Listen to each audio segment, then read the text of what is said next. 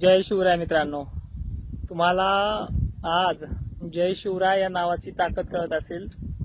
काल आभाळाचा एक पत्ताही नव्हता, आज ढग दिसू लागलाय, सिरवाळ पडले, आमच्याकडे सावली पडली आणि ही सोयाबीन काल खूप सुकत होती. आज नुसत्या आभाळाने थोडी दमकावली आहे आणि तुम्ही म्हणत असाल फवाऱ्याने पाणी मारलं की काय, असं काय. इकडं फवारा मारलाय, इकडं मारणं बाकी आहे. ती सुद्धा जास्त हिरवीगार दिसते. कोळपल्याच्या नंतर भेगळा बुजल्यात आणि शेतामध्ये अक्षरशः ढेकळं आहेत. आज हा बदल झालाय. अनेक ठिकाणी सावली पडलेली आहे. वरती जर पाहिलं तुम्ही तर सूर्याला खळ पण दिसते, तुम्हाला अंधक, मला इथे क्लिअर दिसते पण तुम्हाला ते अंधक दिसेल. ठीक आहे, ही पावसाची लक्षणं आहेत. येत्या 24 तासात महाराष्ट्रामध्ये पाऊस होणार आहे. 15-16 जुलैला हा सर्वदूर नाही पडायचा, पण अनेक ठिकाणी प्रत्येक जिल्ह्यामध्ये ही सुरुवात होणार आहे. 17 पर्यंत सगळ्या तालुक्यांमध्ये पाऊस होऊन जाईल.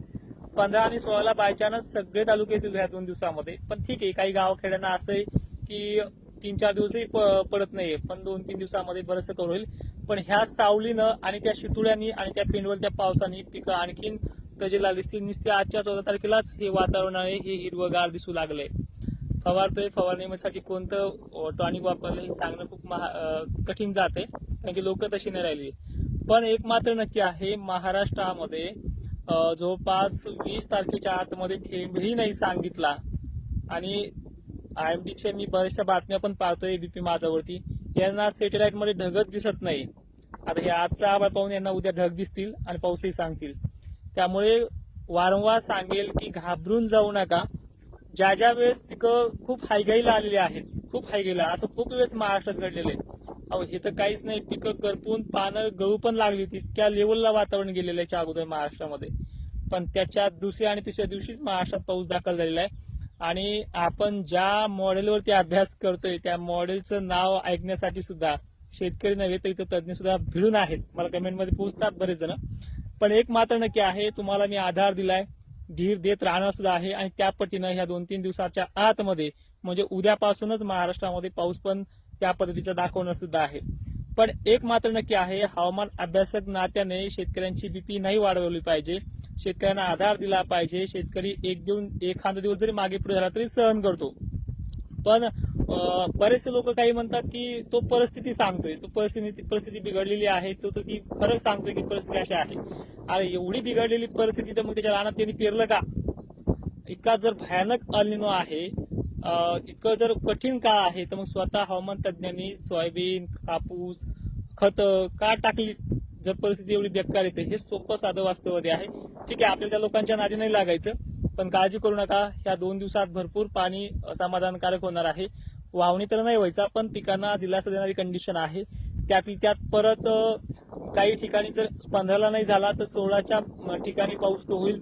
आणि ह्या 2 दिवसात जरी काही गावखेडे सुटले असतील, त्यांना जर बारीकच पाऊस पडला असेल, झिमझिमच पडला असेल, त्यांना 17च्या संध्याकाळपर्यंत कव्हर करेल.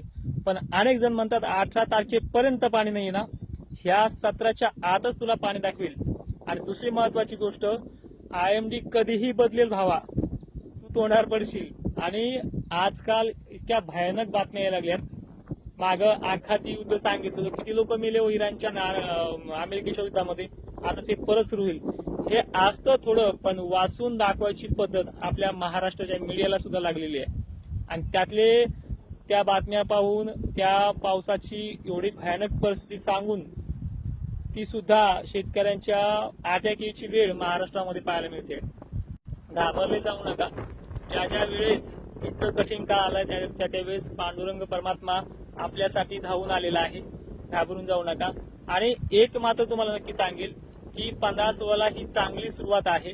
17च्या संध्याकाळपर्यंत सर्व महाराष्ट्राच्या प्रत्येक तालुक्यातील 15-16ला होणारच आहे. उद्यापासून तुम्ही ती पाहाल सुद्धा. पण पुढे चालून सुद्धा जे तुम्हाला मागच्या वेळेस बोललोय की 22-23 पासून पुढे, 22-23च्या पुढे म्हणजे 24, 25, 26, 27च्या कालखंडामध्ये पाणी हा मोठा सुद्धा होणार आहे. म्हणजे आता हे सुरू झालं वातावरण, याच्यामध्ये गॅप नाहीये, चांगलं असं मोठं सूर्यदर्शन नाही, उघाड नाही, बखाड नाही. जवळपास 28 ते 30 जुलैपर्यंत बखाड नाहीये. त्यामुळे पुन्हा, आणि जरी पुढे ऑगस्टमध्ये पडली परत याच पाण्यावरती ते बखाड सहन करील असा पाणी सुद्धा याच्यामध्ये होणार आहे. त्यामुळे घाबरून जाऊ नका. जय शिवराय. आणि माझ्या अंदाजासाठी माझे बरेचसे असे जीवलग मित्र आहेत की ते देवाकडे प्रार्थना करतात की याचा अंदाज यशस्वी व्हा. मी प्रत्येक वेळेस देवाचंच नाव घेऊन अंदाज देतो, हे तुम्हाला सुद्धा माहिती आहे. जय शिवराय. फवारणी करतोय, शेतीमध्ये आहे आणि हे आपलं सोयाबीन आहे. त्या सोयाबीनला आपण अजिबात खताचा दाणा पण दिला नाहीये, कुठल्या औषध वापरून त्याला बीज प्रक्रिया पण केली नाहीये.